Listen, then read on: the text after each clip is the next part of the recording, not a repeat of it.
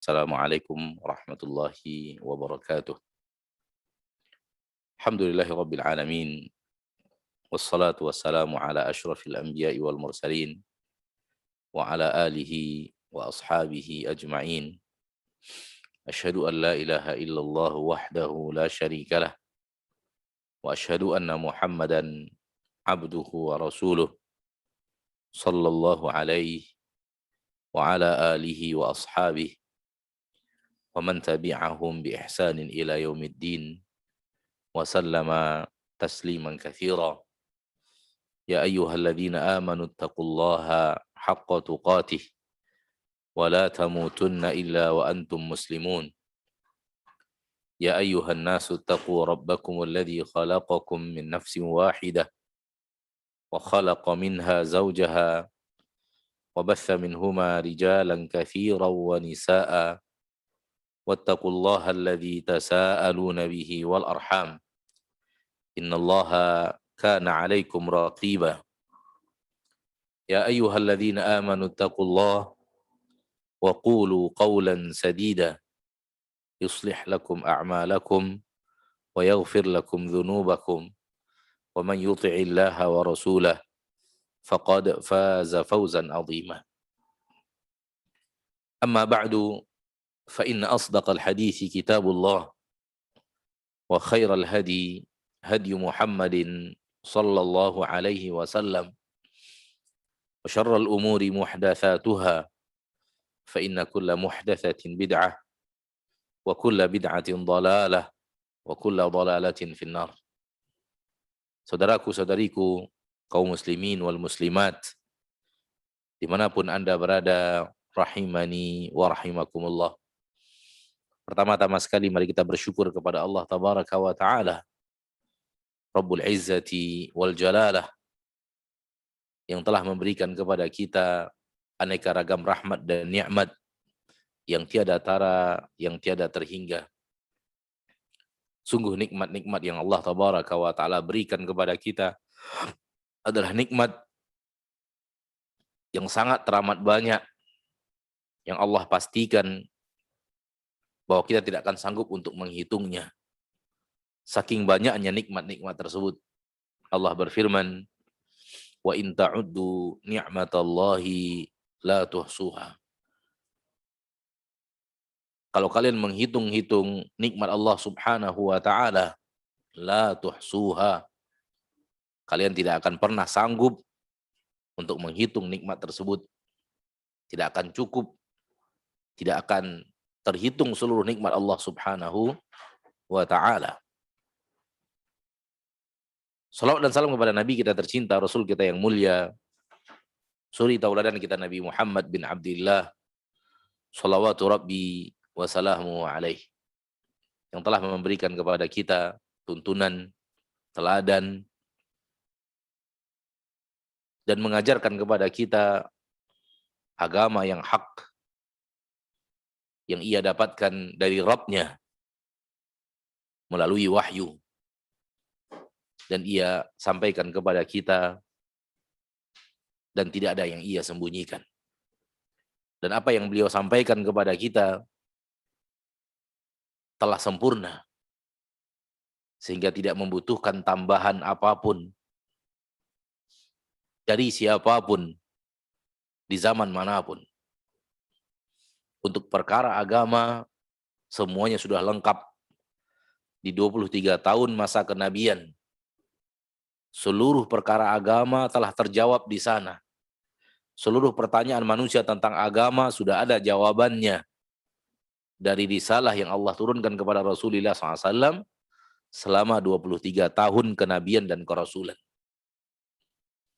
Mungkin bagi manusia yang hidup hanya menggunakan logika dan mempertuhankan logika, sulit bagi mereka untuk memahami bagaimana mungkin 23 tahun di masa tidak ada sains dan teknologi, di umat yang tidak berkembang di permukaan bumi, di negeri yang sangat tandus, itu mampu menjawab semua pertanyaan manusia sampai dunia kiamat. Cukupkah 23 tahun masa kenabian itu? Padahal aneka ragam problematika umat dan manusia belum lagi terjadi. Bagi sebagian orang yang terlalu mengidolakan dan mengedepankan logika, mungkin tidak akan masuk akal. Akan tetapi bagi kita, orang-orang yang beriman, yang mendahulukan iman dibanding logika, kita mengatakan, ya, inna dzalika 'ala Allah yasir. Hal yang demikian itu bagi Allah perkara yang gampang, perkara yang enteng bagi Allah. Menurunkan semua jawaban untuk semua permasalahan sampai hari kiamat dalam 23 tahun masa kenabian. Karena Allah mengetahui seluruh yang akan terjadi. Ilmu Allah meliputi seluruh yang akan terjadi sampai hari kiamat. Bahkan apa yang terjadi setelah hari kiamat.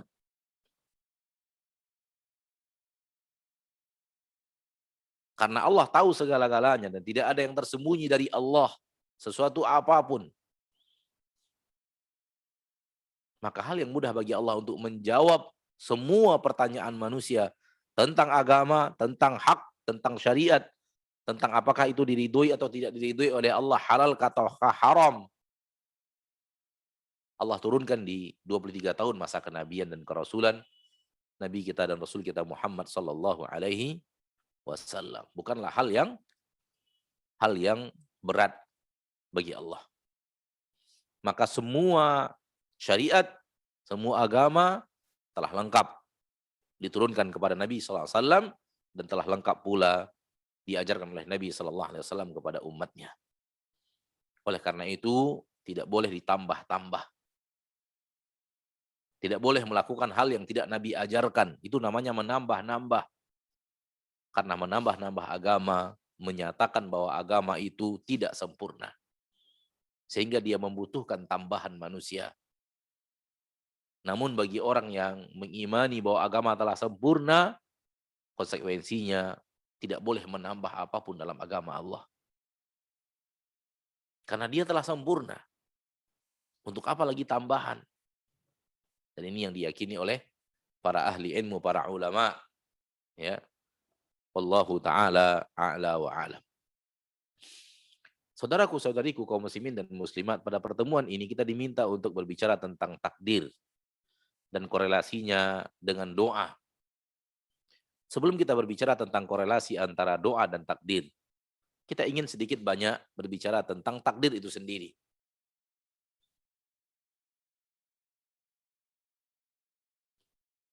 Karena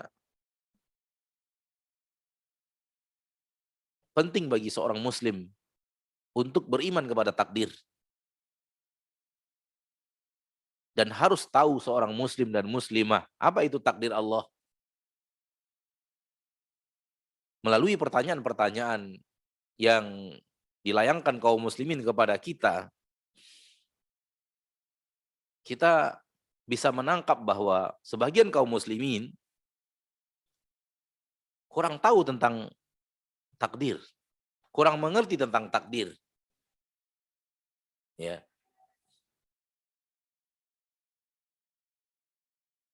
Padahal takdir itu adalah rukun daripada rukun iman. Mudah-mudahan dalam waktu yang tidak terlalu panjang ini kita bisa berbicara hal-hal yang penting dan hal-hal yang kita butuhkan. Dan semoga Allah memudahkan kita untuk membicarakan takdir itu.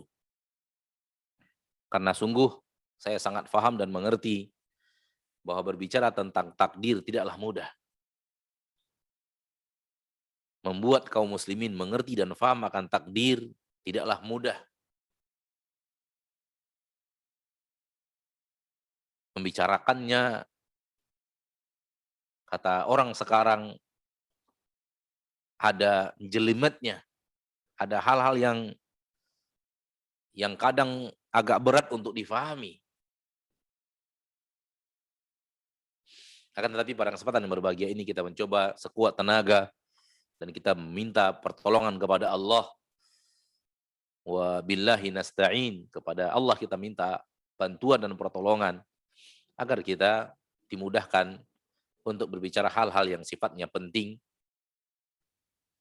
dalam masalah takdir, dan juga diberikan kepada kita kemudahan untuk pandai menyampaikannya, dan diberikan kepada kaum muslimin kemudahan untuk memahaminya.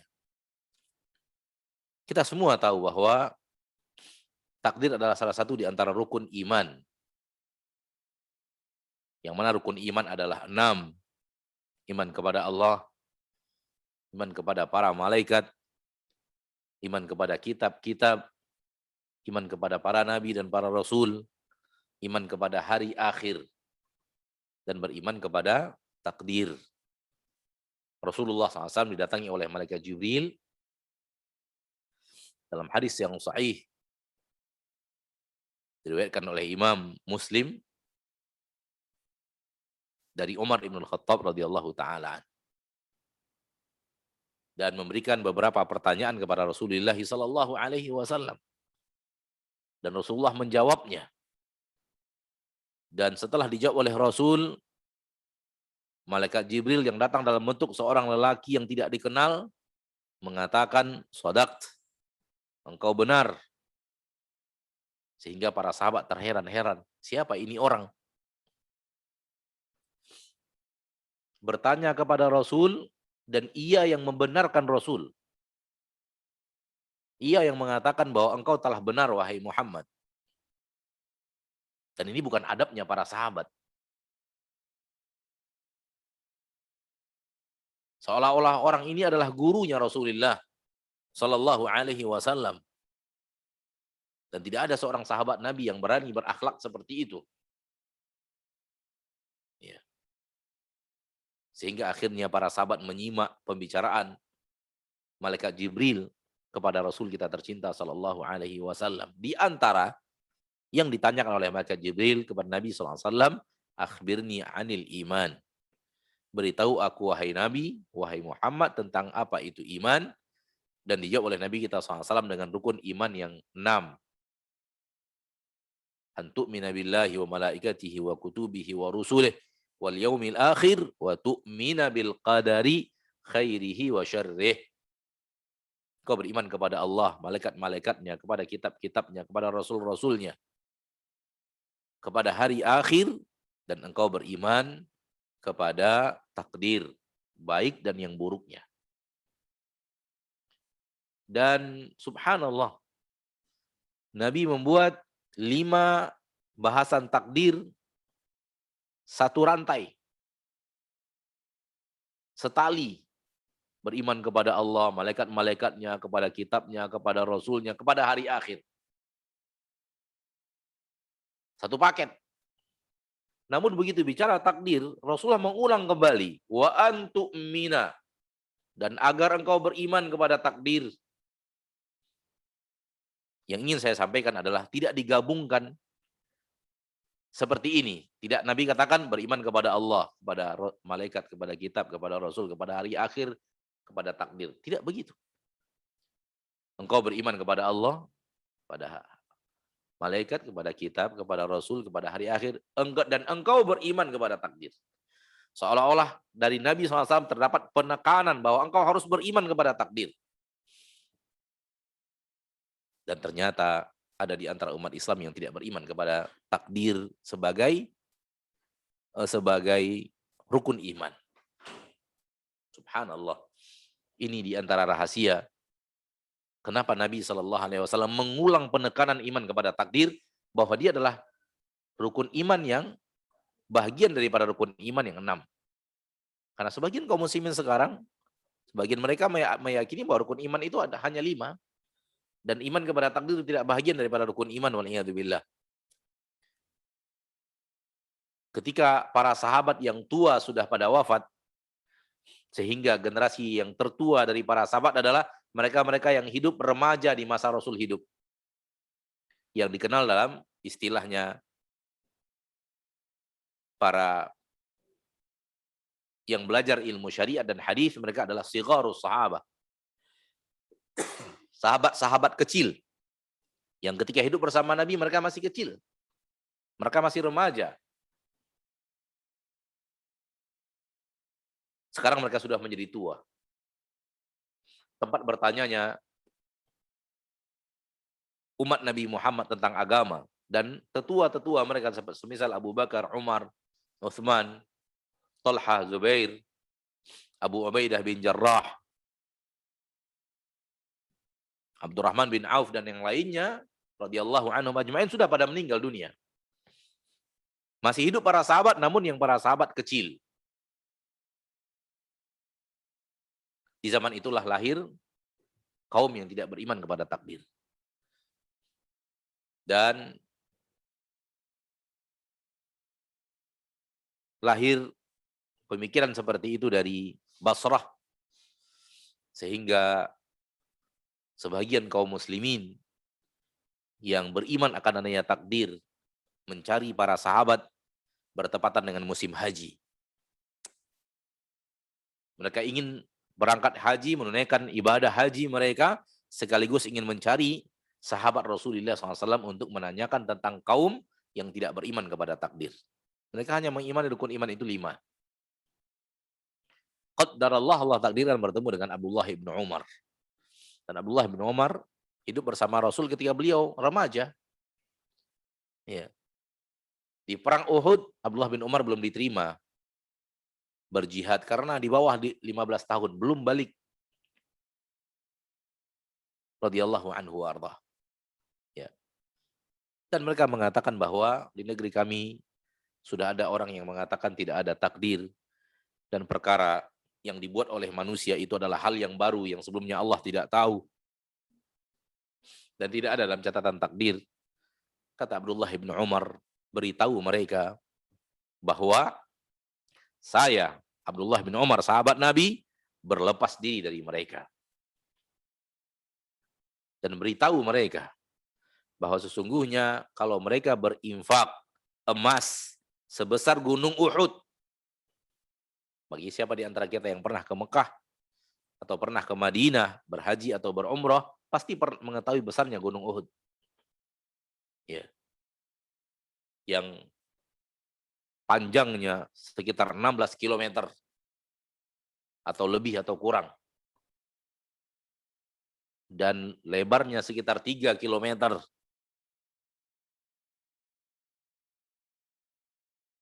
Gunung yang sangat besar. Kalau mereka berinfak emas sebesar gunung Uhud, Allah tidak akan terima dari mereka infak mereka tersebut sampai mereka beriman dengan takdir.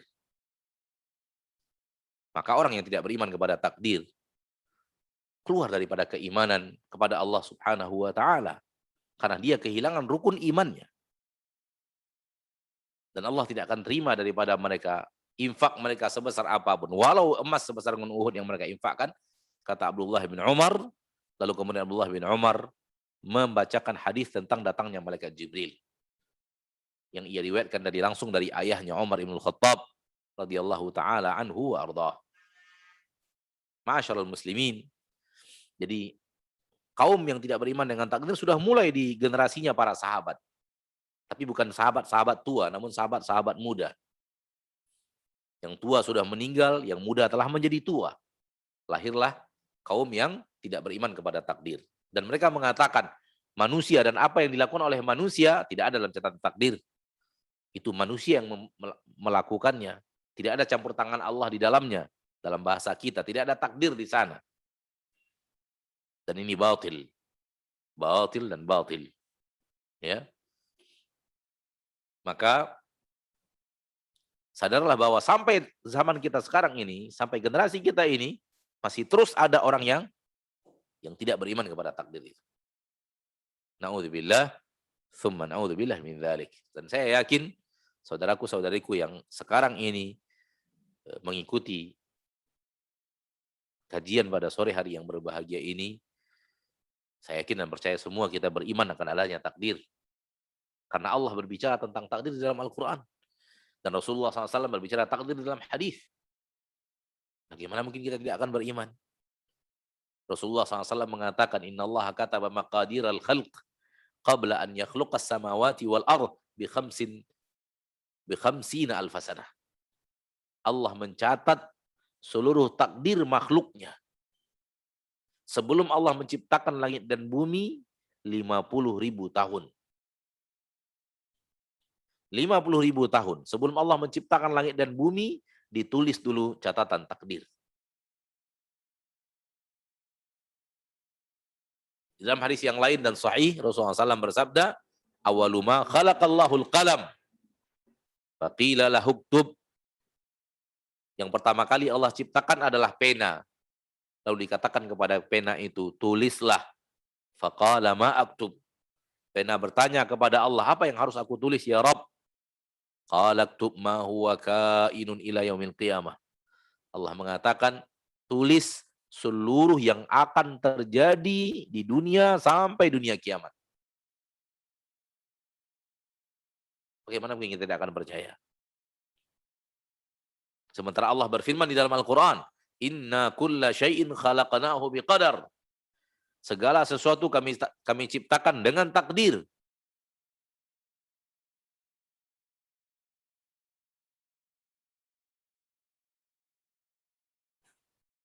Kullun fi kitabim mubin. Semua ada dalam catatan kitab yang nyata. Fi ummil kitab. Semua ada dalam induknya seluruh catatan. Yaitu Lauhul Mahfuz. Jadi bagaimana mungkin kita tidak akan beriman dengan takdir? Saudaraku, saudariku muslimin dan muslimat, ada dua hal penting yang sangat teramat penting yang harus dijadikan pondasi ketika kita berbicara takdir. Yang pertama adalah seluruhnya Allah ciptakan dengan takdir. Semuanya. Ada catatan takdirnya.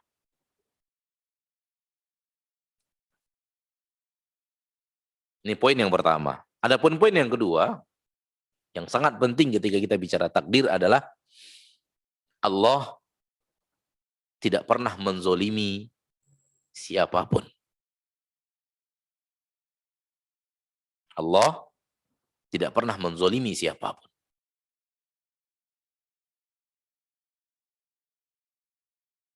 Ini dua poin penting.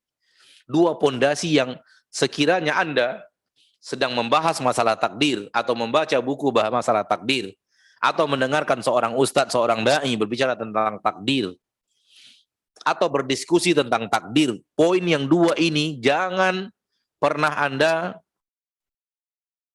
alfa darinya. Jangan pernah Anda lengah dari dua poin penting ini. Apa poin yang pertama tadi? Semuanya pakai takdir. Tidak ada yang tidak. Yang kedua, Allah tidak pernah menzolimi siapapun.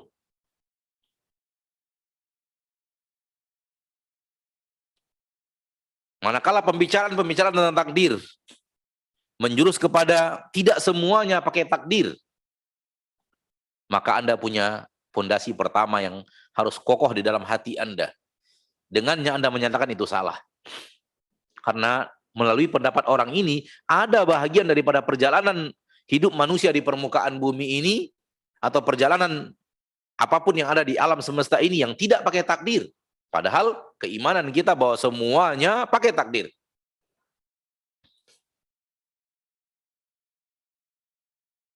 Dan sekiranya Anda menemukan orang-orang yang bicara tentang takdir dan hasil kesimpulan daripada pembicaraannya adalah bahwa Allah akan zalim kepada orang-orang yang akan Allah azab di neraka karena dosanya, fahamlah Anda bahwa ini pembicaraan yang salah. Karena Anda memiliki keyakinan yang sangat kuat, Allah tidak pernah menzolimi siapapun. Allah tidak pernah menzolimi siapapun. Allah tidak pernah menzolimi apapun, menzolimi siapapun. Ini dua pondasi penting, saudaraku. Dan ini selalu ketika saya diminta bicara takdir, Selalu dua pondasi ini yang sangat saya tekankan kepada saudaraku, saudariku, kaum muslimin dan muslimat dimanapun mereka berada. Dimanapun Anda diberikan kesempatan untuk berbicara tentang takdir. Ya, karena ada dua kelompok besar yang salah dalam masalah takdir. Dan dua kelompok besar itu salah karena salah dari dua poin ini. Karena salah dalam dua poin ini. Yang satu salah dalam poin yang pertama, yang satu salah dalam poin yang kedua. Oleh karena itu saya mengatakan bahwa dua poin ini sangat teramat penting. Baik, kita mulai dari poin yang pertama. Saya tentu tidak akan berbicara lagi tentang adanya takdir. Itu tidak penting saya bicarakan insyaallah ta'ala. Karena saya yakin dan percaya seperti yang tadi saya katakan, saudara-saudariku kaum muslimin dan muslimat yang sekarang hadir atau bergabung di kajian online ini sudah yakin akan adanya takdir. Ya. Kita tidak perlu membawakan ayat, membacakan hadis, menyampaikan perkataan-perkataan para ulama tentang adanya takdir, karena insya Allah kita semua beriman dengan adanya takdir itu.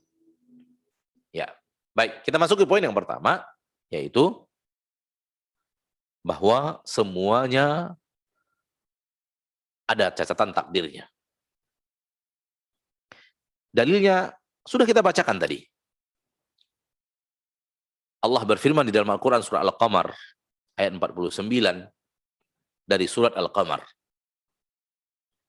Inna kulla syai'in khalaqnahu biqadar. Sesungguhnya segala sesuatu kami ciptakan dengan takdir. Kulla syai', segala sesuatu. Berarti segala sesuatu ada catatan takdirnya. Segala sesuatu yang terjadi sudah ada dalam catatan takdir. Tidak ada yang keluar darinya. Dan hadisnya adalah apa yang tadi kita bawakan. Sesungguhnya Allah menulis seluruh catatan takdir makhluk. Semuanya.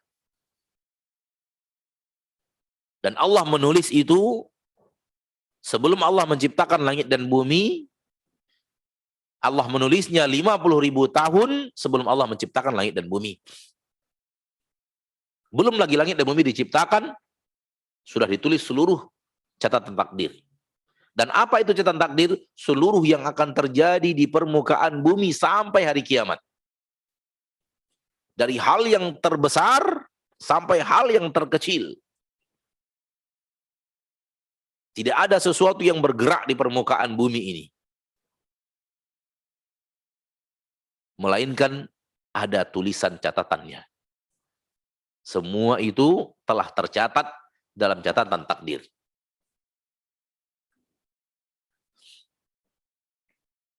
Baik, ini dia poin yang pertama dan dalil-dalilnya. Ya. Bahwa semuanya ada dalam catatan takdir. Jadi kalau Anda ditanya, apapun jenis pertanyaannya, disebutkan kejadian demi kejadian, beraneka ragam kejadian pasti terwujud dalam kehidupan manusia. Dan lalu kita ditanya oleh kaum muslimin, begini. Kejadiannya begini. Lalu kemudian di akhir pertanyaan dia bertanya, di akhir ungkapan itu dia bertanya, apakah ini sudah takdir Allah?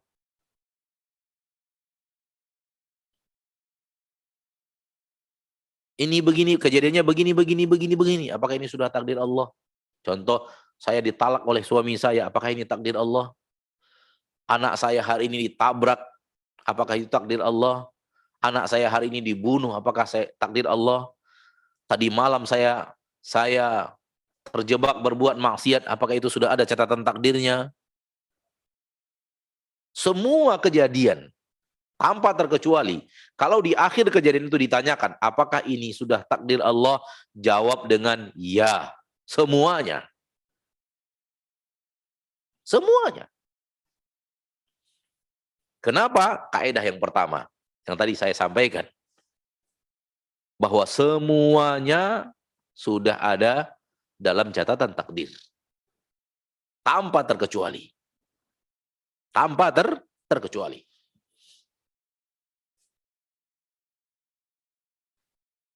pesawat jatuh, rumah kebakaran, anak kita meninggal, ayah ibu kita wafat, bencana datang, suami meninggal, suami nikah lagi, istri selingkuh, naudzubillahi min dzalik, dan yang lainnya dan yang lainnya.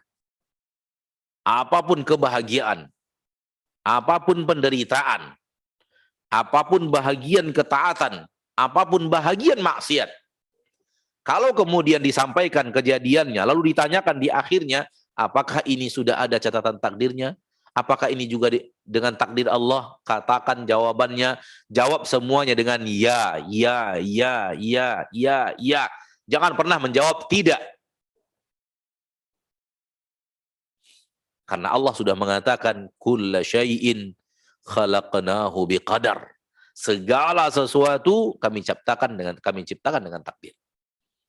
Dalam surah Al-Qamar tadi. Karena Nabi sudah mengatakan seluruh takdir makhluk sudah Allah tulis. Semuanya. 50.000 tahun sebelum Allah menciptakan langit dan bumi. Allah perintahkan kepada pena, tulis. Pena bertanya, apa yang harus saya tulis? Allah bertanya, tulis seluruh yang akan terjadi sampai hari kiamat. Sehingga tidak ada satupun yang keluar. Jangan sekali-kali Anda berani menjawab tidak. Karena ini bertabrakan dengan akidah yang sahih dari akidah kaum muslimin. Dan ini yang dikatakan oleh Abdullah bin Umar tadi. Katakan kepada mereka, saya berlepas diri daripada mereka. Mereka bukan saya dan saya bukan mereka. Ini makna berlepas diri. Saya dan mereka tak sama. Saya sahabat Nabi, saya beriman dengan takdir. Sementara mereka punya akidah yang berbeda. Sehingga mereka bukan saya dan saya bukan mereka. Itu makna berlepas diri.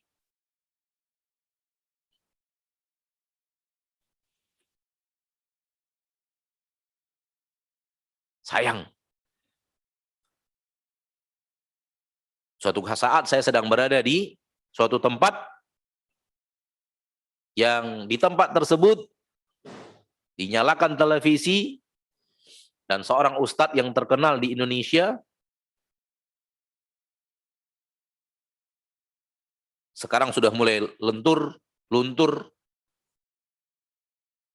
karena manusia sudah mulai bosan dengan leluconnya. Namun ketika itu lagi di puncak. Kita tidak mau menyebutkan nama. Karena tidak penting bagi kita nama itu. Yang penting adalah kesalahan yang harus kita ingatkan kaum muslimin. Ya, ketika itu dia ditanya tentang masalah takdir. Dan dia menafikan sebahagian daripada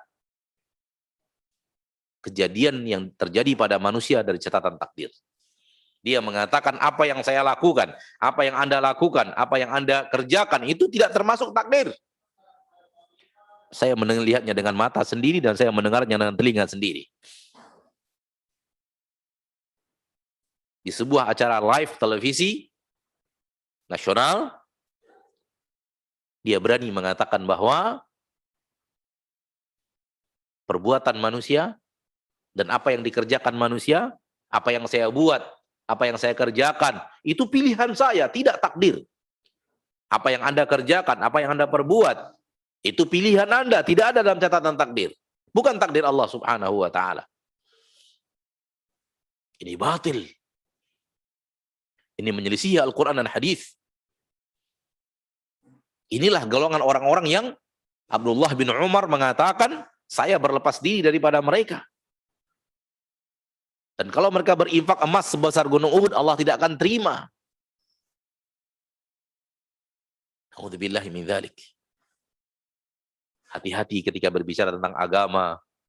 Jangan sampai Anda mendidik orang kepada kebinasaan dan kehancuran. Sekiranya diyakini itu oleh umat Islam yang mendengarkan ketika itu. Karena yang menyampaikan adalah ustadz yang menurut mereka kaliber nasional. Kan tapi mengajarkan kepada mereka untuk tidak beriman kepada takdir. Fala haula wala quwwata illa billahil aliyyil azim. Jadi imani bahwa semuanya ada takdirnya. Jadi apapun ya, apapun yang dikerjakan manusia ada takdirnya. Ada catatan takdirnya, semua lengkap. Yang paling rumit difahami oleh manusia dalam masalah ini adalah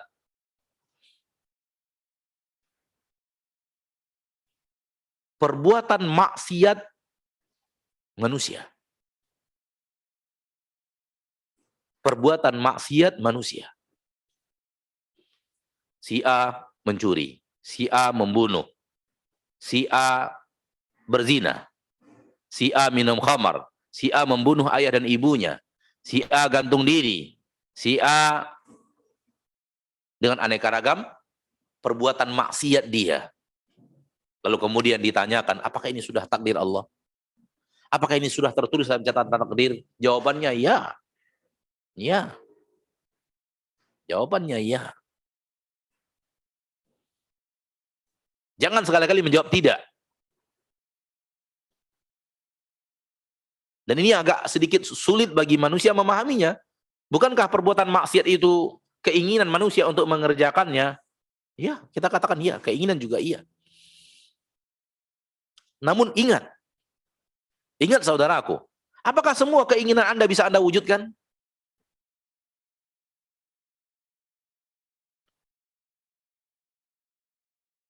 Betul. Ketika dia akan berbuat maksiat, dia ingin berbuat maksiat. Dan dia berusaha untuk berbuat maksiat. Dan dia yang melakoni maksiat dengan iradah dan tau'ahnya.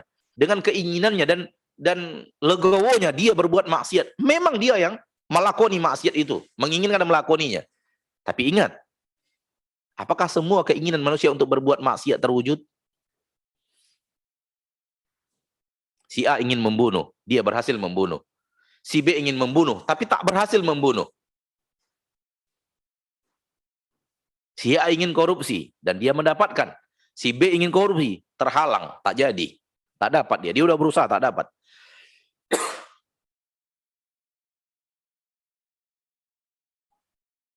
Pertanyaannya adalah, apakah semua keinginan manusia untuk berbuat maksiat terwujud?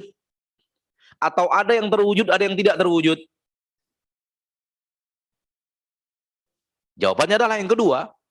Ada keinginan manusia untuk berbuat maksiat terwujud. Ada keinginan manusia untuk berbuat maksiat tidak terwujud. Itulah takdir. Allah yang menakdirkan keinginanmu terwujud. Allah yang mentakdirkan keinginanmu terhalangi. Sehingga keinginan manusia untuk berbuat maksiat terwujud. Karena Allah mentakdirkannya untuk terwujud.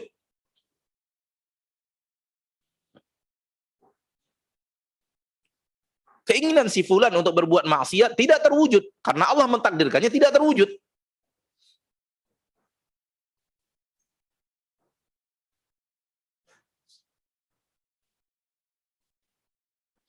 Perbuatan manusia, soal ibadah dan ketaatan ada 4.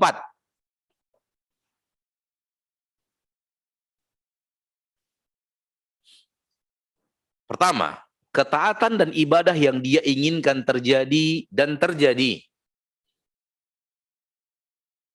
Kedua, keinginan manusia untuk berbuat ibadah dan ketaatan diinginkan oleh dia untuk terjadi, namun tidak terjadi.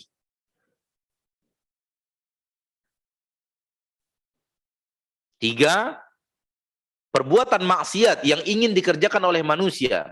Manusia ingin itu mengerjakannya, ingin dia terjadi, dan terjadi. Yang keempat, perbuatan maksiat yang manusia inginkan terjadi dan tidak terjadi. Secara ringkas, ibadah yang terjadi, ibadah yang akhirnya tidak terjadi, maksiat yang terjadi, maksiat yang tidak terjadi. Ada 4. Dan keempat-empatnya di dalam catatan takdir ada.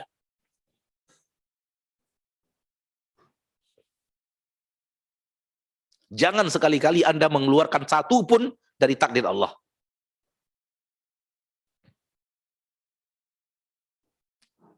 Si A membunuh ayah dan ibunya tadi malam. Lalu, apakah itu sudah takdir Allah? Ya, sudah takdir Allah. Sudah Allah tulis dalam catatan takdir. Si B tadi malam membunuh anak dan istrinya. Digorok istri dan digorok anak-anaknya. Setelah itu dia tembak kepalanya, meletus. Pecah kepala itu. Apakah ini takdir Allah? Ya, takdir Allah. Si A dan si B membawa sebuah keluarga besarnya umroh ke Mekah. Dan di sana ternyata dilayani oleh seorang amir. Apakah itu takdir Allah? Ya, takdir Allah. Semua jawaban dia. Jangan sekali-kali ada yang kita jawab tidak.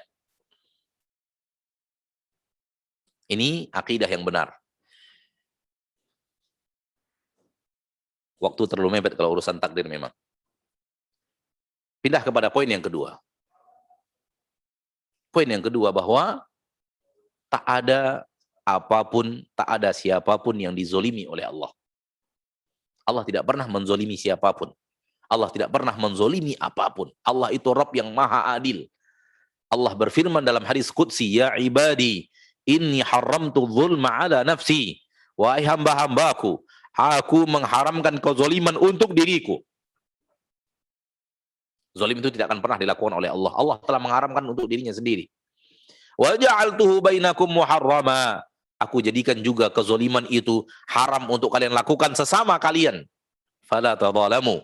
Jangan kalian saling menzalimi. Ambil hadis yang pertama di atas. Hadis sahih riwayat Imam Muslim. Inni haramtu dzulma ala nafsi. Aku telah mengharamkan kezaliman untuk diriku sendiri, kata Allah. Dan lihat Al-Quran, surah Al-Kahfi, ayat yang ke-49.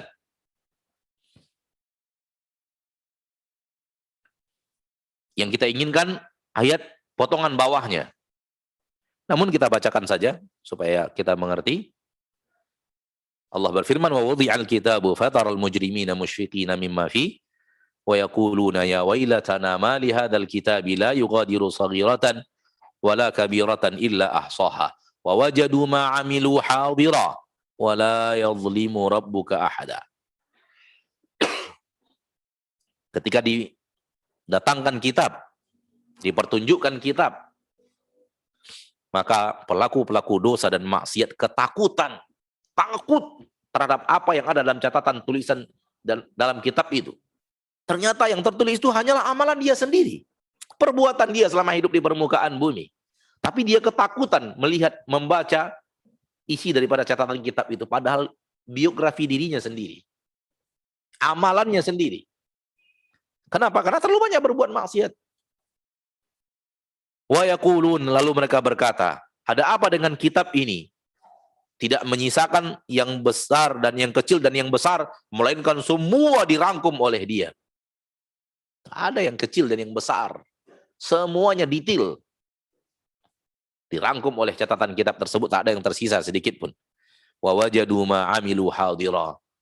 Apa yang mereka kerjakan daripada perbuatan maksiat selama hidup di permukaan bumi hadir dalam catatan itu. Mereka akhirnya ke neraka karena Allah mengatakan mujrimin, pelaku dosa dan maksiat di dalam Al-Qur'an. Allah katakan tentang mereka yang akan ke neraka itu, wala yadhlimu rabbuka ahada. Rabbmu tidak pernah menzolimi siapapun. Mereka ke neraka, aulah perbuatan mereka. Dan Allah takdirkan mereka ke neraka, Allah tidak zalim kepada mereka. Allah tidak pernah menzolimi siapapun. Baik, poin ini penting. Poin ini penting. Sangat penting. Saking pentingnya, seperti yang saya katakan tadi, satu kelompok besar dari umat Islam salah dalam masalah ini. Karena salah dalam poin ini. Siapa mereka? Mereka yang mengatakan bahwa manusia ini tidak ada pilihan. Dan hidupnya hanya tergantung takdir Allah. Dia tidak bisa memilih apa yang akan dia kerjakan. Dia dipaksa untuk menjalankan catatan takdirnya. Ini kaum yang disebut dengan kaum Jabariyah. Akidah Jabariyah. Akidah Jabar. Jabar artinya paksaan. Yaitu manusia dipaksa untuk menjalankan catatan takdir. Dia tidak punya pilihan. Sebenarnya dia tidak ada keinginan untuk berbuat maksiat. Namun karena catatan takdir ada, maka dia berbuat maksiat. Sebenarnya dia tidak ada keinginan untuk berbuat ibadah. Namun sudah ada catatan takdir, akhirnya dia berbuat ibadah. Dia tidak punya pilihan. Dia dipaksa untuk menjalankan catatan takdir. Akidah ini batil. Kenapa batil? Karena akhirnya akidah ini akan menuju kepada sebuah poin Allah menzolimi hambanya. Kenapa? Allah suruh dia berbuat maksiat, Allah azab di neraka. Padahal Allah yang nyuruh dia berbuat maksiat, dia tidak ada keinginan. Dia secara dia sendiri tidak ada keinginan untuk berbuat maksiat. Namun Allah suruh berbuat maksiat melalui catatan takdir. Sehingga dia terpaksa berbuat maksiat. Dia tidak ada keinginan. Berbeda dengan bahasan kita yang pertama tadi, ingat. Maksiat kita menginginkan. Oke? Di sekarang ini mereka meyakini manusia tidak ada keinginan. Sekiranya seorang yang mabuk, seorang yang mencuri, seorang yang membunuh ayah ibunya, seorang yang membunuh anak istrinya, seorang yang gantung diri, seorang yang korupsi, seorang yang mabuk, seorang yang berzina, seorang yang narkoba dan semacamnya, sebenarnya tidak ingin untuk itu. Namun karena sudah ditulis oleh Allah begitulah hidupnya, maka dia jalani. Kalau begitu adanya, kemudian Allah masukkan dia ke neraka, intinya Allah zalim kepada mereka. Kenapa Allah takdirkan dia berbuat maksiat? Kemudian Allah azab dia setelah dia patuh kepada catatan takdir. Hasil akhir dari bahasan ini Allah zalim kepada hamba-hambanya yang dimasukkan ke dalam neraka. Maka di sana letaknya batilnya pendapat ini. Dan ayat-ayat yang berbicara tentang Allah tidak zalim itu banyak di dalam Al-Quran, tidak hanya ayat ini saja. Wa ma rabbuka bidzallami lil 'abid.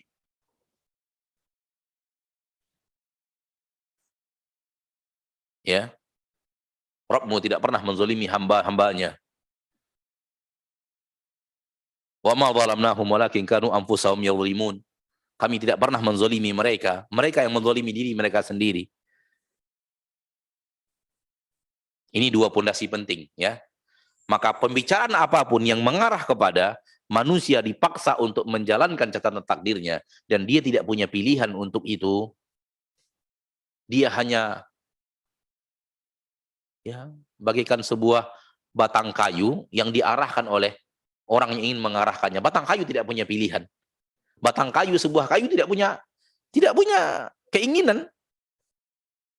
Apa yang keinginan batang kayu itu akan ada di sini karena keinginan orang yang menginginkannya. Seperti itulah manusia. Bagaikan sebuah batang kayu yang diarahkan, digunakan oleh orang yang akan menggunakannya.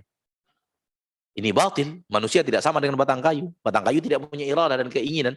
Sementara manusia berbuat maksiat karena keinginannya. Ini bahasan lain lagi, keinginan manusia. Allahul musta'an, waktu yang sangat singkat. Dua poin ini penting. Dua poin ini sangat penting dalam masalah takdir. Pertama, yang tadi panjang lebar kita bicarakan, semuanya pakai catatan takdir. Kedua, Allah tidak pernah menzolimi. Allah tidak pernah menzolimi. Kalau Anda akhirnya berbuat maksiat, bukan Allah berbuat zalim kepada Anda, namun Anda yang menzalimi diri Anda sendiri. Kita tambahkan satu poin lagi, agar dengannya kita paham tentang masalah takdir, yaitu catatan takdir Allah tentang perbuatan kita di permukaan bumi, itu bukanlah paksaan. Itu bukanlah paksaan. Akan tetapi, itu adalah ilmu Allah yang maha tahu tentang apa yang ingin kita kerjakan, dan kemudian Allah mentakdirkannya terjadi. Maka terjadilah apa yang kita inginkan terjadi itu. Namun di sisi lain, yang tidak Allah inginkan terjadi, Allah halangi, sehingga tidak terjadi. Namun sekarang kita bicara yang terjadi. Kita inginkan ketaatan dan terjadi. Kita inginkan kemaksiatan dan terjadi. Allah sebelum kita melakukannya, sebelum kita mengamalkannya, jauh sebelum kita akan mengerjakan perbuatan maksiat itu, Allah sudah tahu bahwa itu akan kita kerjakan. Dan Allah izinkan terjadi. Maka terjadilah apa yang kita inginkan itu. Ini makna dari Allah menulis catatan takdir makhluk 50.000 tahun sebelum Allah menciptakan langit dan bumi. Saya dan apa yang akan saya kerjakan, sudah ada catatannya. Namun catatan itu bukan memaksa saya mengerjakan apa yang tercatat. Namun catatan itu adalah karena Allah Maha tahu apa yang akan terjadi, apa yang akan saya kerjakan seumur hidup. Allah Maha tahu. Tak ada yang tersembunyi dari ilmu Allah. Allah tahu seluruh yang telah terjadi. Allah tahu seluruh yang sedang terjadi. Allah tahu seluruh yang akan terjadi. Semuanya Allah tahu. Yang telah terjadi Allah tahu. Tak ada yang tidak ada yang tidak Allah tak yang Allah tidak tahu. Semua yang sedang terjadi sekarang ini, semuanya Allah tahu. Tak ada yang Allah tidak tahu. Semua yang akan terjadi Allah tahu. Dan tidak ada yang Allah tidak tahu. Ini akidah kita tentang ilmu Allah. Oke. Saya hidup dan saya mengerjakan pekerjaan saya dari A sampai Z sampai akhir hayat. Apa yang akan saya kerjakan dan akan terjadi, baik ketaatan atau maksiat, belum lagi saya kerjakan, belum lagi saya lahir, belum lagi bumi dan langit ini Allah ciptakan, Allah sudah tahu apa yang akan saya kerjakan dan Allah sudah tulis. Dan itu sekali lagi bukan paksaan, harus kerjakan seperti yang saya tuliskan, bukan. Tapi karena Allah Maha tahu. Karena Allah Maha tahu. Sehingga ketika Allah menuliskan, maka Allah bisa menuliskan walau belum terjadi. Kenapa? Karena Allah Maha tahu. Karena Allah tahu, makanya Allah tuliskan. Dan ini menunjukkan kemahatauannya Allah, menunjukkan ilmu Allah yang tiada tara, yang tiada terhingga. Sekecil apapun, sedetail apapun, Allah tahu. Sehingga hidup saya ini, catatan hidup saya ini, yang saya inginkan dari maksiat, Allah takdirkan terjadi. Yang saya inginkan daripada ibadah, Allah takdirkan terjadi. Saya ingin melakukannya dan terjadi. Saya ingin sholat, terjadi. Saya ingin puasa, terjadi. Saya ingin berbakti kepada orang tua, terjadi. Saya ingin bersedekah, memberikan harta saya, terjadi. Saya ingin membangun masjid, terjadi. Saya ingin membangun pesantren, terjadi. Saya ingin mengkafalah anak yatim, terjadi. Saya ingin berbakti kepada orang tua, terjadi. Saya ingin bersilaturahim, terjadi. Saya berbuat maksiat A, terjadi. Saya ingin berbuat maksiat B, terjadi. Saya ingin membuat maksiat T, semua itu tertulis dalam catatan takdir. Bukan dipaksakan. Namun karena Allah tahu semua yang akan terjadi, sehingga tidak sulit bagi Allah untuk menuliskannya.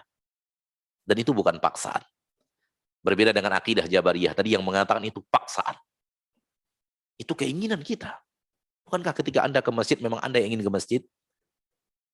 Anda tidak merasa dipaksa, tidak pernah Anda ingin melangkah ke sebuah tempat, tapi kaki Anda tidak bisa dilangkahkan, itu Anda dipaksa harus melangkah ke masjid? Nggak pernah. Bukankah ketika ingin membaca Al-Quran, Anda ingin membaca Al-Quran? Tidak dipaksa, tubuh Anda tiba-tiba bergerak, sementara Anda tidak ada keinginan, tiba-tiba pegang Al-Quran, tiba-tiba membolak-balik Al-Quran, membaca Al-Quran 2 juz satu malam, tanpa ada keinginan untuk melakukannya, tidak terwujud itu dalam hidup kita. Ya, makanya itu adalah perbuatan kita. Sehingga kalau perbuatan kita yang kita inginkan, kemudian Allah hukum kita karena kita menginginkan maksiat, Allah tidak zalim. Anda yang menginginkannya. Anda yang berusaha untuk mewujudkan maksiat itu. Anda yang mencari cara untuk bisa berbuat maksiat itu. Anda yang menutup pintu untuk orang lain tidak bisa melihat perbuatan maksiat Anda itu. Aku mentakdirkan yang terjadi. Walaupun Anda tahu itu sudah dilarang. Allah sudah melarang Anda melakukannya. Allah takdirkan terjadi. Dan itu banyak Anda lakukan. Akhirnya Anda dimasukkan Allah ke neraka. Allah tidak zalim karena Anda yang mau melakukannya. Fir'aun dia yang mau kufur. Abu Jahal dia yang mau kufur. Namruz dia yang mau kufur. Qarun dia yang mau kufur. Dia yang tidak mau menerima agama Islam. Sehingga ketika diadab di neraka, Allah tidak zalim. Wa ma zalamnahum walakin kanu anfusahum yadhimun. Kenapa? Karena catatan takdir itu bukan paksaan.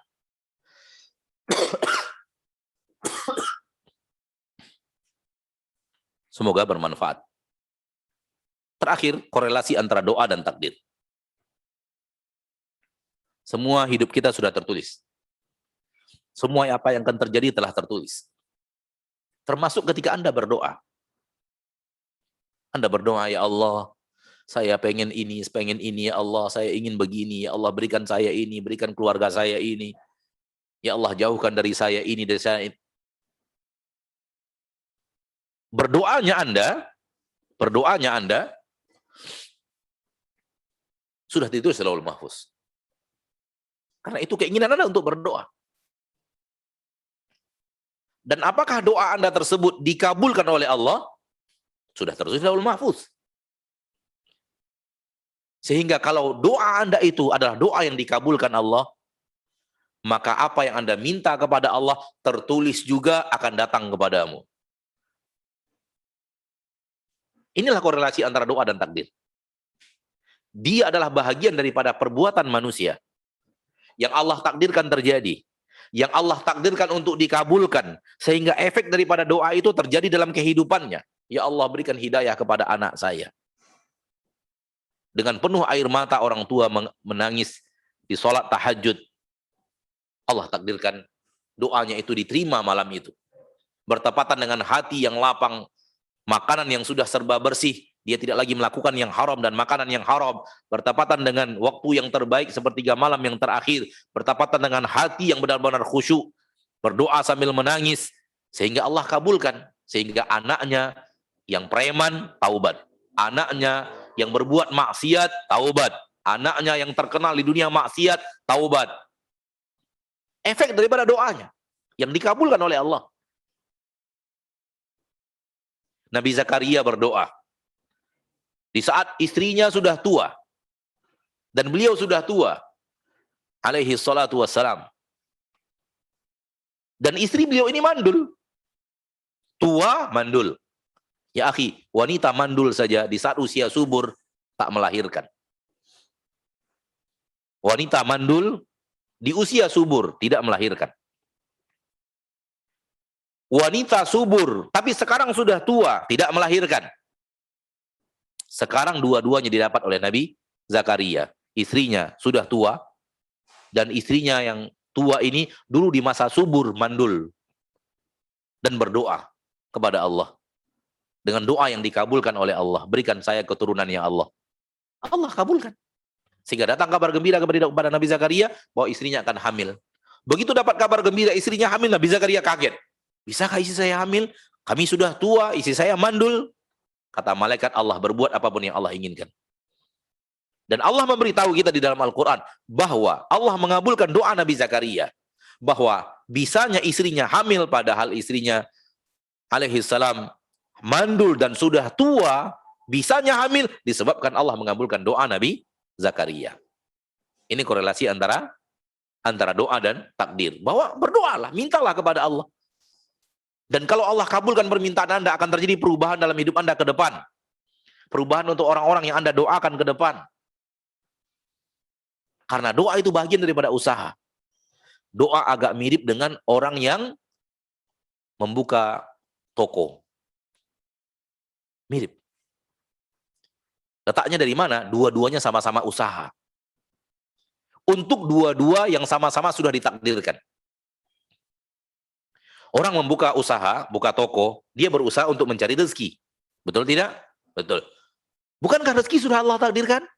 Ya, Allah takdirkan sudah. Lalu kenapa buka toko? Iya, karena ini ikhtiar untuk sampai kepada rezeki yang ditakdirkan itu. Dan subhanallah, dalam hal ini manusia tidak sulit memahaminya. Rezeki sudah Allah takdirkan. Lalu kenapa Anda buka toko? Iya, karena harus ada ikhtiar. Sama dengan doa. Seseorang dapat hidayah dan tidak dapat hidayah, sudah ada catatan takdirnya. Kenapa Anda berdoa? Iya, karena ini ikhtiar. Keputusan Allah yang akan memutuskan. Mudah-mudahan bermanfaat dan waktu yang tersisa kita gunakan untuk bertanya jawab. Wassallallahu wasallam wa baraka wa an'am ala abdihi wa rasulihi Muhammad. Baik Ustaz. Baik, jazakumullahu khairan Ustaz. Baik, selanjutnya insya Allah akan dibacakan pertanyaan. Sudah ada beberapa pertanyaan yang masuk pada sore hari ini. Baik, kita mulai saja. Bismillah. Assalamualaikum Ustadz, izin bertanya, bagaimana atau buat apa berdoa kalau memang semuanya sudah terjadi secara takdir, fungsi doa berarti hanya cuma biar dapat pahala saja. Kan nggak berubah, kan tidak merubah nasib juga toh. Jazakumullahu khairan Ustaz. Mungkin sudah dijelaskan tadi Ustaz. Ya, waalaikumsalam warahmatullahi wabarakatuh. Tadi ucapan salam saya balas, karena saya wajib membalasnya. Rasanya sudah saya bahas di ujung tadi ya. Korelasinya seperti itu. Doa adalah bagian daripada ikhtiar. Sebagaimana membuka toko, mencari berdagang adalah ikhtiar. Doa permintaan untuk sesuatu. Yang sesuatu itu sudah terjadi. Kita minta doa, minta kepada ya Allah, beri saya anak, beri saya anak. Sementara semuanya sudah tertulis. Sama dengan kita buka toko, untuk mencari rezeki, rezeki kita sudah tertulis. Dua-duanya ikhtiar. Ya, dua-duanya ikhtiar.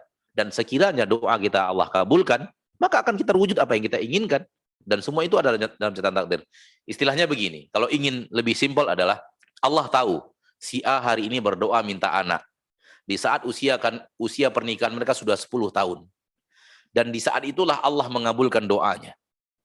Sehingga di tahun ke-11, istrinya Allah takdirkan hamil. Allah takdirkan hamil. Kenapa? Allah mengabulkan doanya. Dan semua itu ada dalam catatan takdir. Dia hidup 10 tahun berumah tangga, tidak hamil-hamil istrinya, udah ke dokter sana, dokter sini, dokter sana, dokter sini, minta doa ustadz sana, ustadz sini, berdoa beraneka ragam doa kepada Allah, belum ditakdirkan juga dapat, dan dia tidak pernah bosan, dan dia mengatakan saya tidak pernah bosan untuk berdoa kepada Rabb saya. Akhirnya di tahun yang ke-10, 10 tahun dia berdoa.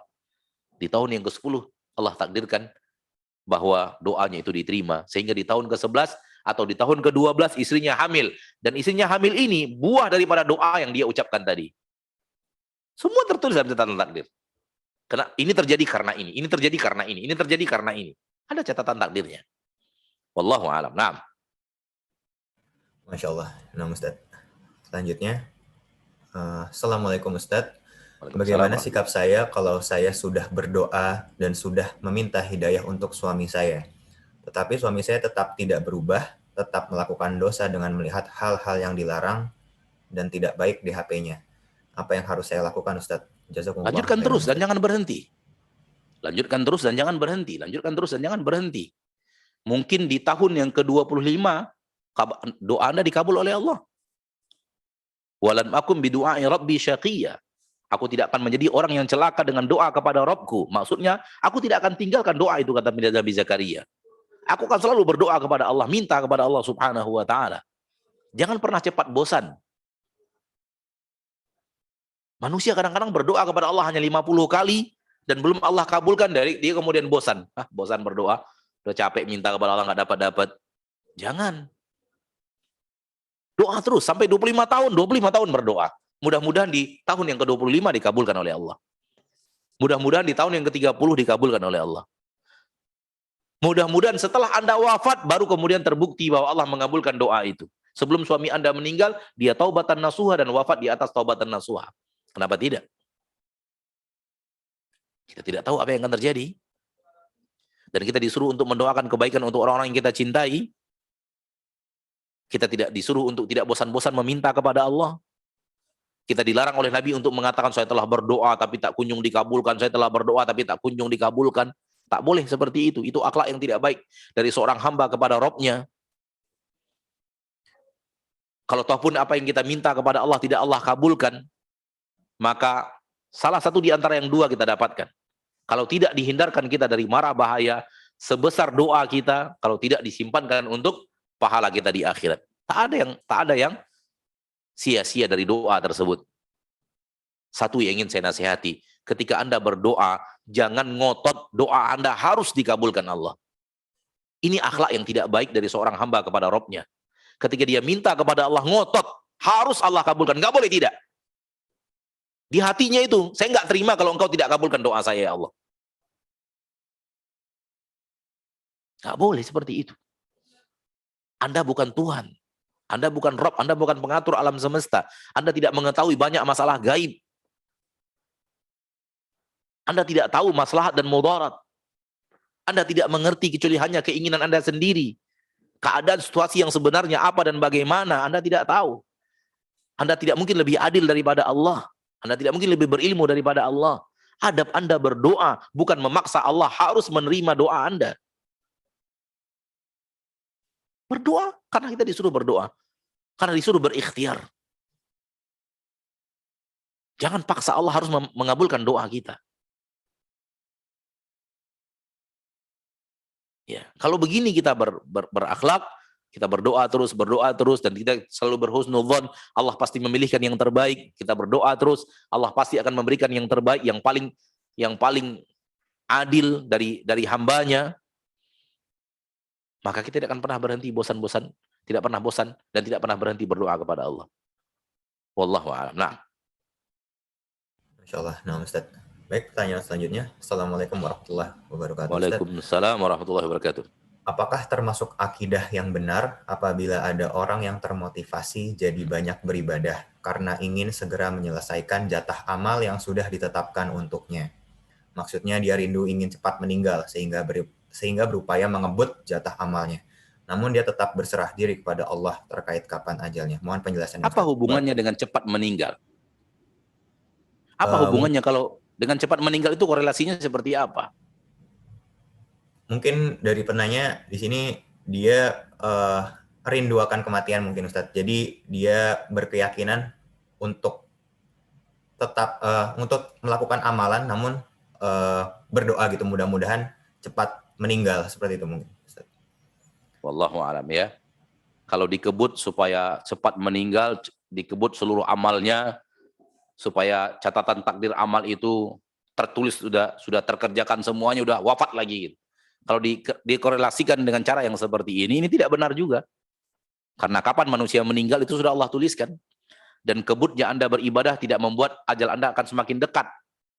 Tapi kalau Anda rajin beribadah dan Anda berharap di tengah Anda rajin beribadah itu Anda diwafatkan oleh Allah, boleh. Boleh. Ingin semangat beribadah, di saat ibadah Anda sangat maksimal itu, di saat Anda benar-benar takwa, menurut penilaian Anda, inilah takwa terbaik saya, sehingga Anda tidak berani melangkah ke toilet dengan kaki kanan, karena Anda tahu Rabb Anda tidak suka, dan tidak berani keluar toilet pakai kaki yang kiri, karena Anda tahu Rabb Anda tidak suka. Anda tidak berani tidur dalam keadaan tengkurap, karena Anda tahu Rabb Anda tidak suka. Apalagi yang sifatnya maksiat, yang sifatnya maksiat nyata, yang seperti itu Anda tidak berani karena memang takut kepada Allah. Di saat itu Anda berharap kematian datang menjemput, boleh, harapan. Berharap dia dalam keadaan seperti ini, namun itu tidak akan menambah cepat datangnya ajal. Ya, makanya dalam masalah-masalah seperti ini saya selalu mengatakan bahwa bahasan takdir itu agak sedikit rumit, agak sedikit menjelimet, ya. Makanya butuh waktu panjang untuk bicara ini dan pertanyaan-pertanyaan. Namun waktu yang singkat, kita cukup jawab sekian dulu. Lanjutkan dengan pertanyaan berikutnya. Baik Ustaz, baik. Pertanyaan selanjutnya, Ustaz, Afwan, Syekh Abdul Aziz bin Baz rahimahullah menjelaskan bahwa takdir dapat berubah dengan doa. Doa termasuk sebab merubah takdir yang mu'alaq. Takdir itu ada yang mu'alaq dan ada yang telah tetap sama sekali tidak berubah. Pertanyaannya Ustadz, mohon penjelasan Ustadz terkait takdir mu'alaq dan yang telah tetap, dan kemudian bagaimana sebagai muslim menyikapi takdir mu'alaq dan takdir yang telah tetap. Jazakallah khairan Ustadz. Baik, para ulama bicara takdir ada 4. Takdir ada 4. Pertama, takdir di Lauhul Mahfuz. Catatan takdir di Lauhul Mahfuz. 2, catatan takdir dalam harian.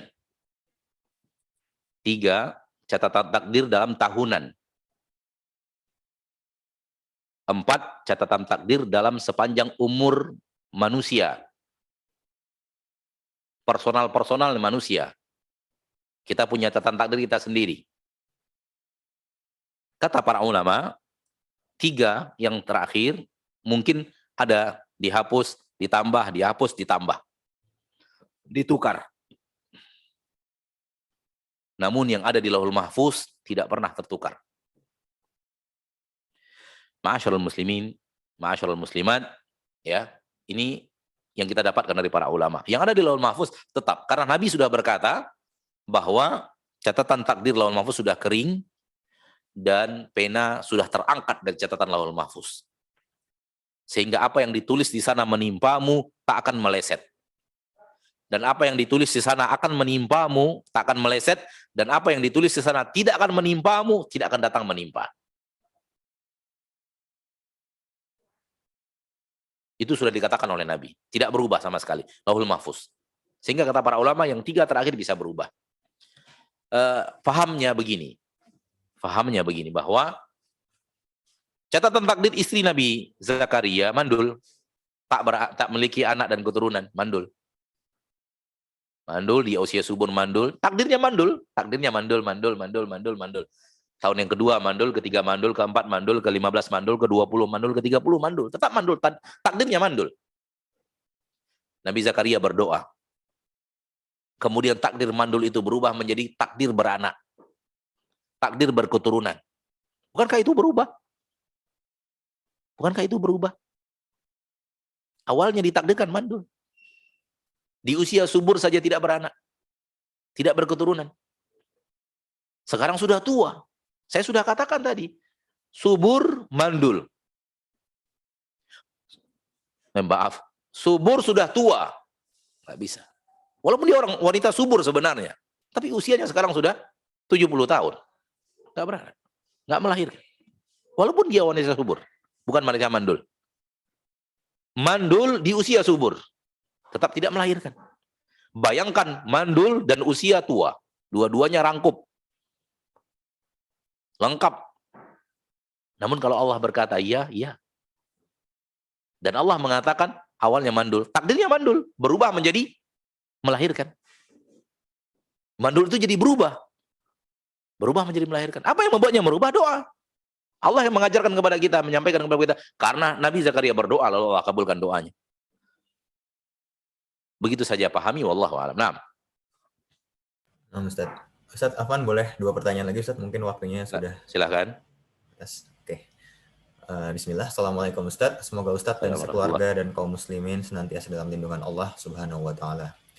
Afwan, Ustaz izin bertanya, bagaimana kita bisa ridho dengan takdir buruk yang telah menimpa kita, Ustaz? Mohon penjelasannya, Ustaz. Jazakallahu khairan, Ustaz. Siapa di antara manusia yang bisa menghindar dari takdir buruk itu? Anda bisa menghindar? Anda bisa menghindar atau tidak?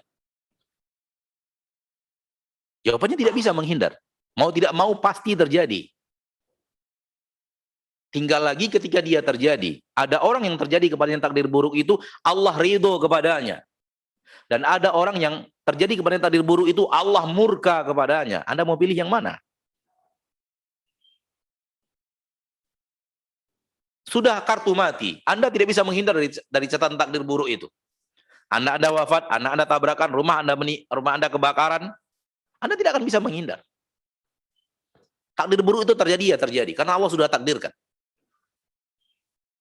Namun orang yang datang kepada yang takdir buruk terbagi 2. Ada orang yang datang kepada yang takdir buruk, Allah sayang kepadanya.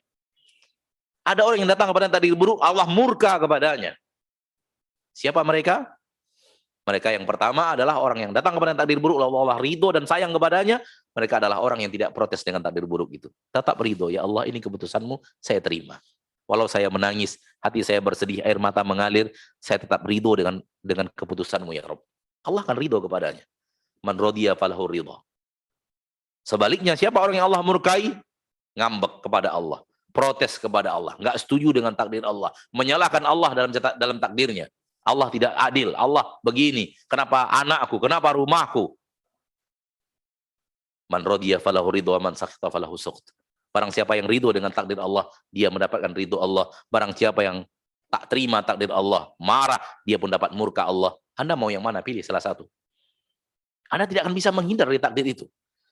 Yang Anda hanya bisa, apakah Anda ingin menjadi orang yang diridhoi Allah pasca dapat takdir buruk itu, atau Anda ingin memasukkan diri Anda ke dalam kelompok orang yang dimurkai Allah sehingga datang kepada Anda keburukan berikutnya. Tentu Anda ingin diridhoi Allah. Oleh karena itu ridholah kepada takdir itu. Menghindar sudah tidak akan mungkin. Wallahu a'lam. Nah, Ustaz, Masya Allah. Selanjutnya Ustaz, Bismillah, Barakallahu fikum Ustaz. Saya pernah mendengar bahwa di antara adab berdoa itu dengan lafaz yang umum. Apakah memang lafaz doa yang detail itu termasuk adab yang buruk atau tidak benar atau kurang baik mungkin Ustadz? Atau mungkin tidak boleh sama sekali? Mohon penjelasannya Ustadz. Mintalah kepada Allah sesukamu. Mau dengan dalil-dalil, dengan permintaan-permintaan global, mau dengan permintaan detail, mintalah kepada Allah sesukamu. Semakin rajin Anda meminta kepada Allah, Allah semakin sayang kepadamu. Karena Allah itu beda dengan manusia. Manusia semakin rajin Anda minta kepadanya, Anda akan semakin dibenci olehnya. Berbeda dengan Allah.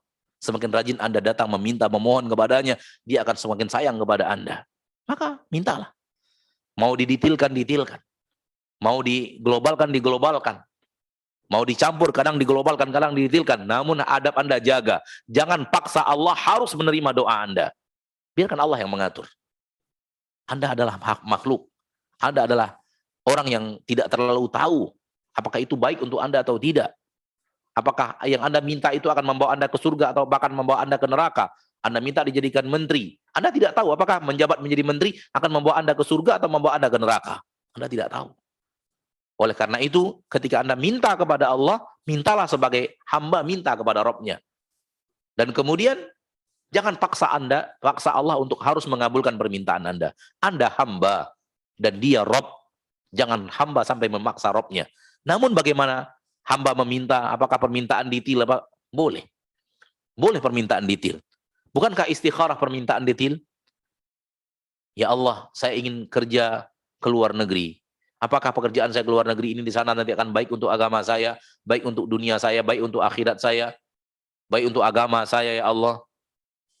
Kalau saya ke luar negeri pilihannya ada dua. Pertama, kota A, kedua kota B. Di kota A kelebihannya ini, ya Rabb, kekurangannya ini. Di kota B kelebihan ini, kekurangannya ini. Ya Allah, pilihkan untukku. Bukankah ini detail? Silakan. Minta kepada Allah yang global, minta kepada Allah yang detail. Dan semakin rajin Anda berdoa kepada Allah, Anda semakin banyak pahalanya. Allah akan semakin sayang kepada dirimu. Tapi ingat, jangan paksa Allah. Biarkan Allah yang mengatur. Apa yang Anda ingin, apa yang Allah ingin lakukan dalam hidup Anda. Anda harus siap untuk menerima segala-galanya.